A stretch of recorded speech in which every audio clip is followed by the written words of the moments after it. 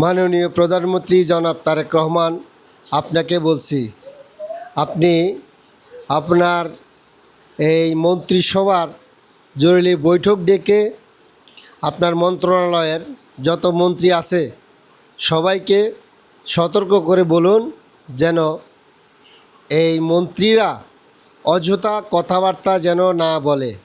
বিশেষ করে এইটা হচ্ছে জুলাই মাস। এই জুলাই মাস খুব সেন্সিটিভ একটা মাস।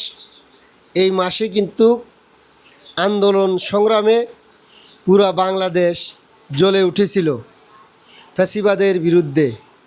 তাই জুলাই মাসে কথা বলার সময় সংযত হয়ে কথা বলবেন এবং কথাবার্তার মধ্যে যেন বারুদ গন্ধ বের না হয়, যার কারণে যেন সরকারের কোনো ক্ষতি না হয়। মাননীয় শিক্ষামন্ত্রী জনাব ইহসানুল হক মিলন একটি মন্তব্যে পুরা বাংলাদেশ জ্বলে উঠেছে। ওনারা এই কথাগুলা না বললেও পারে, কারণ এই ধরনের কথাবার্তা বললে ছাত্র সমাজ বারুদের মতো জেগে ওঠে। বিশেষ করে এই জুলাই মাসে এই ধরনের কথাবার্তা বলার কোনো প্রয়োজন নাই। মাননীয় প্রধানমন্ত্রী জনাব তারেক রহমান, ওনাকে নিয়ে অনেক বিতর্ক আছে, কারণ উনি ওনার আগের 2001 সাল থেকে 2006 সাল পর্যন্ত উনি শিক্ষামন্ত্রী ছিলেন। ওই সময় ওনার মন্ত্রণালয়ে কোনো দুর্নীতি ছিল না এবং ছাত্রদেরকে উনি ভালোভাবে প্রোটেকশন করতে পেরেছেন, কারণ ওই সময় উনি নকলুর বিরুদ্ধে যুদ্ধ ঘোষণা করেছিলেন। সেটা ছাত্ররা সাদরে গ্রহণ করেছে। কিন্তু বর্তমান 2026 সাল, সেটা 2006 সালের মতো নয়। বুঝতে হবে এই সময়টা হচ্ছে ফ্যাসিবাদ তাড়ানোর সময়, এই জুলাই মাস। তাই মাননীয় প্রধানমন্ত্রী, আপনাকে আমরা বলবো যে মাননীয় শিক্ষামন্ত্রীকে আপনি দপ্তর পরিবর্তন করে অন্য একটা দপ্তরে দিন, যেন উনি নির্বিঘ্নে সেই দপ্তরটা পরিচালনা করতে পারে। ইতিমধ্যে যে আমাদের শিক্ষামন্ত্রী যে সমস্ত পদক্ষেপ নিয়েছে, ছাত্রছাত্রীরা ওনার এই পদক্ষেপগুলা গ্রহণ করতেছে না। কারণ ছাত্রছাত্রীরা বলতেছে যে আমরা যেই পড়ালেখাগুলো করি নাই সেখান থেকে প্রশ্ন আসলে আমরা পরীক্ষায় কী লিখব।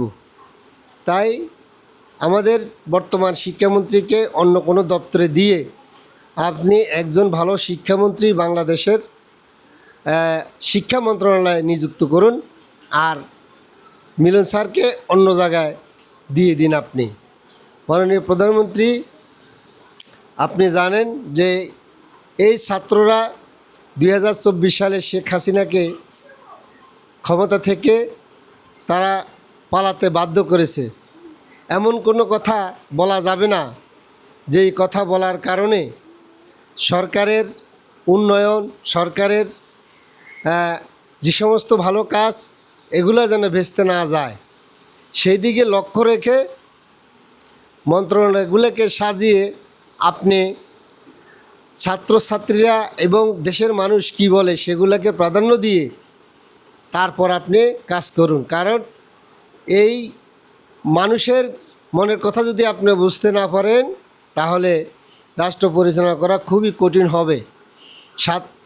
বর্তমান যে ছাত্ররা আছে তারা 2024 সালে শেখ হাসিনাকে তাড়ানোর মাধ্যমে তারা বুঝে গেছে কিভাবে সরকারকে কোণঠাসা করা যায়, কিভাবে সরকারকে বেকায়দা ফেলা যায়। যে সেই জন্য আপনি খুব চিন্তা ভাবনা করে বর্তমান শিক্ষামন্ত্রীকে অন্য মন্ত্রণালয়ে ট্রান্সফার করে আপনি এই মন্ত্রণালয়ে ভালো একজন মানুষ নিযুক্ত করুন।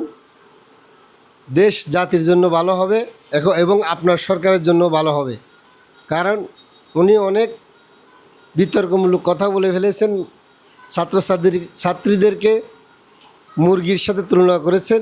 যদিও সেটা ওনার বক্তব্যে অন্যভাবে উনি উপস্থাপন করছেন বলে শোনা গিয়েছে, কিন্তু ছাত্ররা ধরে নিয়েছে যে ছাত্রদেরকেই এই কথা বলেছে।